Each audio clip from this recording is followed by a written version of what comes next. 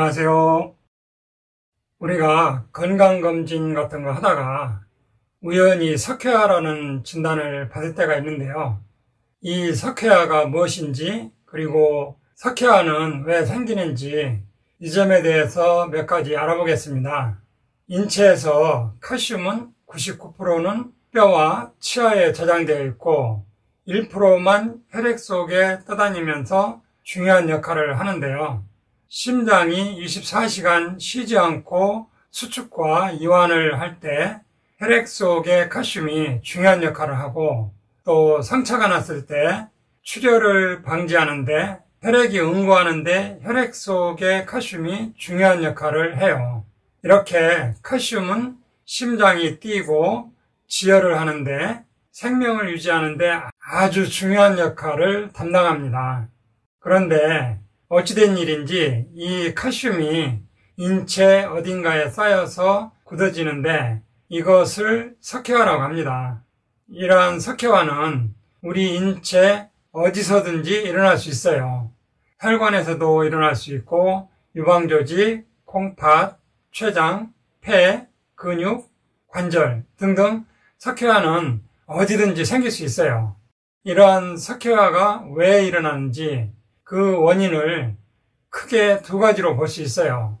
첫째는 반복적인 염증과 혈액순환 장애로 인한 세포 손상과, 두 번째는 석회화를 방지해주는 칼슘이나 미네랄 영양소 부족, 이렇게 볼 수 있는데, 이 내용을 풀어서 보면요, 세포가 염증이 생겼다가 회복되었다가 반복되다 보면 칼슘과 석회성 물질이 눌러붙어 석회화로 진행되기도 하고, 혈액순환이 잘 안 될 경우에도 미세혈관이 막혀 세포가 영양 공급을 못 받으면 염증화되면서 석회성 물질이 붙어서 석회화가 되기도 합니다.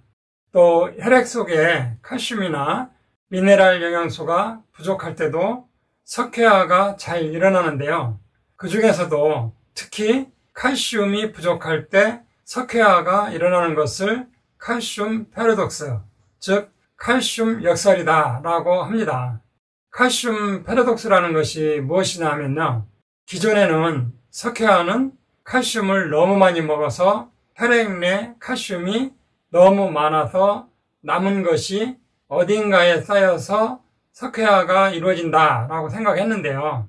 사실은 그런 게 아니라 칼슘을 안 먹어서 혈액 속에 칼슘이 모자라니까 반대로 뼈에서 칼슘이 빠져나와 혈액 속에 보충하고 남는 칼슘, 이것이 석회화가 된다는 것을 알게 되었어요. 이 칼슘 역설을 처음 발견한 사람은 1950년대 방사선과 의사였는데, 석회화가 많은 사람일수록 역으로 골다공증이 더 심하더라는 것을 알게 된 거죠. 그래서 더 자세히 봤더니 혈액 내 칼슘이 심장을 수축하고 지혈에 중요한 일을 하게 되는데, 칼슘이 조금만 부족해도 심장이 멈춰서 생명에 위협을 주기 때문에 혈액 내 칼슘이 모자란 것을 우리 몸은 용납을 안 해요. 혈액 내 칼슘이 모자라면 바로 부갑상선에서 호르몬이 나와서 뼈에 작용해서 뼈에 저장되어 있던 칼슘을 꺼내서 혈액 안으로 공급을 해줘요. 혈액 100ml당 칼슘이 8.6에서 10.4mg 정도가 항상 있어야 돼요. 그러니까 음식으로 멸치나 버섯 같은 칼슘을 먹지 않아서 혈액 100ml당 칼슘이 8.6mg 이하로 되면 뼈에서 칼슘이 녹아나와서 부족한 것을 채워주게끔 우리 몸이 그렇게 되어 있어요. 그런데 음식으로 먹는 칼슘을 식이칼슘이라고 하고, 뼈에서 빠져나온 칼슘을 유리된 칼슘이라고 하는데, 식이칼슘과 유리된 칼슘은 서로 성질이 조금 달라요. 음식으로 먹는 칼슘은 순수하게 칼슘 이온만 흡수되는데, 예를 들면 아무리 멸치 같은 거를 많이 먹어도 칼슘이 뼈를 채우고 혈액을 채우고, 그래도 남으면 땀이나 소변, 대변으로 빠져나가고 석회화를 일으키는 경우는 거의 없지만, 유리된 칼슘은 칼슘만 있는 것이 아니라 뼈를 이루고 있던 인이나 이런 것들이 같이 섞여 있기 때문에 남으면 쉽게 석회화를 유발해요. 그러니까 칼슘을 적게 먹어서 혈액 속에 칼슘이 모자라면 뼈에서 유리된 칼슘은 정확히 모자란 만큼만 빠져나오는 것이 아니라 일단 왕창 빼낸 다음 부족한 부분을 채우고 남는 유리 칼슘이 혈관이나 관절, 유방조직, 콩팥 등등 몸 전신 어딘가에 쌓이면서 석회화가 됩니다.